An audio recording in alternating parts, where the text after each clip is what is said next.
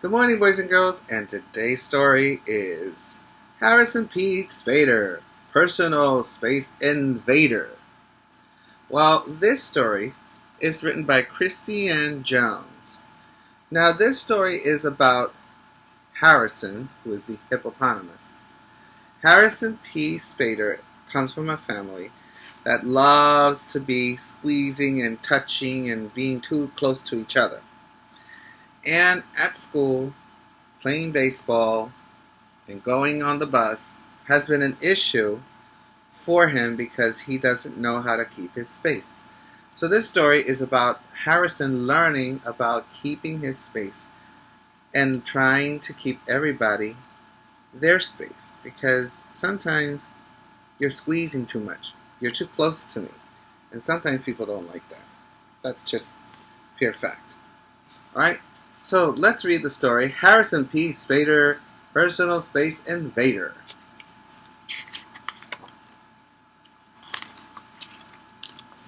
Harrison P. Spader loved life and wanted to share his love with everyone.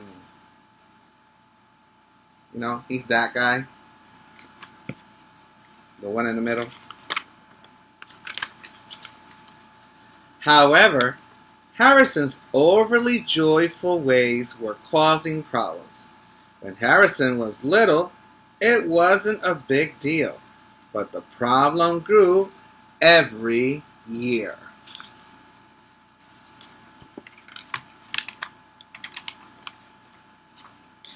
He sat a little too close. He shook hands a little too long. He high-fived a little too hard.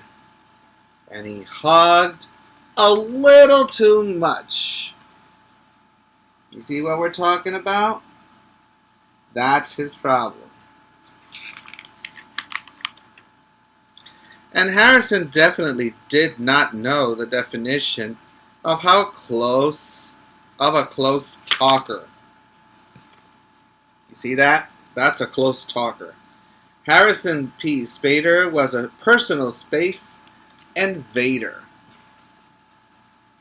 Did he do it on purpose? No. Does he have to learn?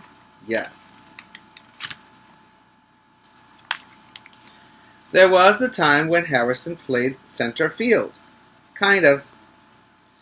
And that other time when he went swimming with his friends? A little too tight. And who could forget the bus ride to the zoo? Or story time at the library?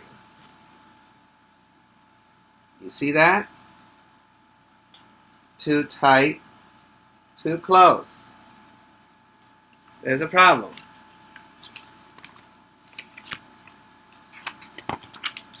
His family was used to being smothered in love. They were just that type of family. You see? They all sat on the same couch, all tight.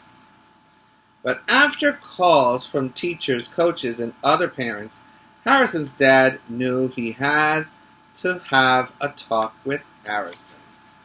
You see, now other people are complaining. And so now Dad has to do something about personal space. Harrison, I hear you having trouble staying in your own space, his dad said. Not really. I don't need much space, Harrison replied. But other people need their space, his dad reasoned. And you see, when Dad is talking about the problem, you can tell that Harrison had a problem that he didn't know that existed.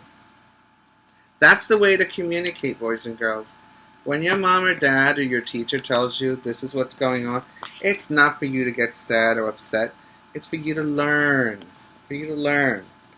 When I was your age, my mom taught me something called the space saver, his dad said.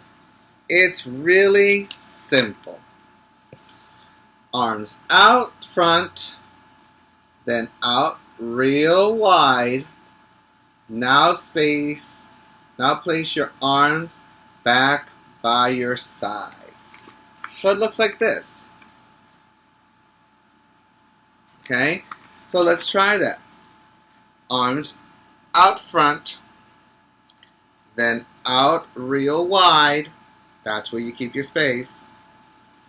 Now place your arms back on your sides. So whatever is the space that's in between you is the space you're supposed to have between you and your friends. If you can, do the space saver without touching anyone.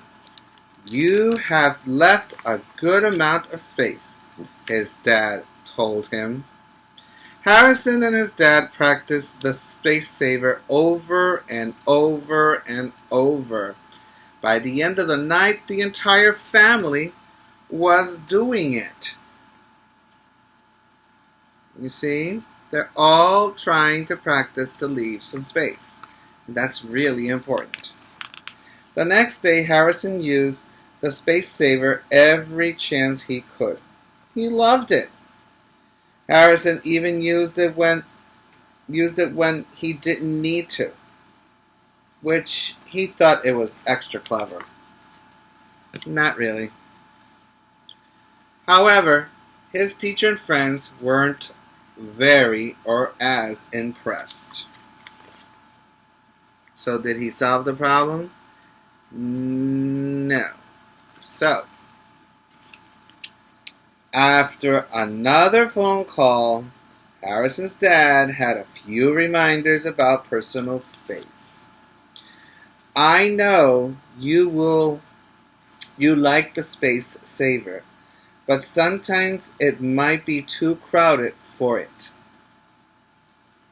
Then just put your arms down, be still, and try to stay in your own space, his dad said.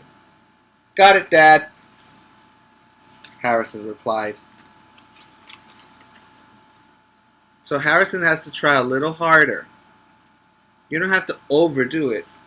Just try. And Harrison really did get it this time. On the bus ride to school the next day, Harrison wanted to squish in a seat with two of his friends. But Harrison found himself a seat with some space instead. And that was just the beginning. So you see, he's not squishing anybody. He's all the way to the window, and now somebody can fit next to him. Which is sometimes the way you ride on the bus, don't you? At his next baseball game, Harrison really did play center field. You see that? And when he went swimming with his friends, he brought his own tube. You see? Now he doesn't have to squish his little friend, the rabbit, right? And during story time, he actually sat on his own mat and didn't move it closer to anyone. This took extra restraint from Harrison, but he did it. You see, he stayed in his mat. He's apart from the teacher, and he's listening and doing the right thing at library time. Very important. Harrison didn't get it right all the times. After all, nobody's perfect, and leaving personal space can be tricky, especially when you love life as much as Harrison does, right? Poor little friend being squished, or even the librarian, or his own dad. But Harrison got it right most of the time, and that was a relief to everyone. You see? The end. Well, I hope you learned about keeping your space and trying not to invade other people's space, because everybody needs their space, even to breathe. Smart is not something you are. Smart is something you get.